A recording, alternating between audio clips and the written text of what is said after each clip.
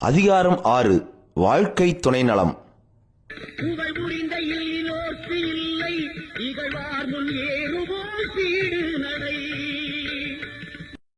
வணக்கம். திருக்குறள் அதிகாரம் 6 வாழ்க்கை துணை நலம். வாழ்க்கையை நடத்துகின்ற இணைய, அதாவது மனைவியும் கணவனும் ஒருவருக்கொருவர் துணையாகின்ற நல்ல தன்மையை விளக்குவது வாழ்க்கை துணை நலம் அதிகாரம் ஆகும். இன்றைய திருக்குறள் 59.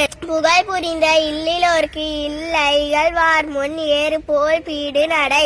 பொருள்: புகழ் வாய்ந்த இல்வாழ்க்கை அமையாதவர்கள் தம்மை இகழ்ந்து பேசுகின்ற பகைவர் முன்பு அரிமா போன்று, அதாவது சிங்கம் போன்று தலை நிமிர்ந்து நடக்க இயலாது.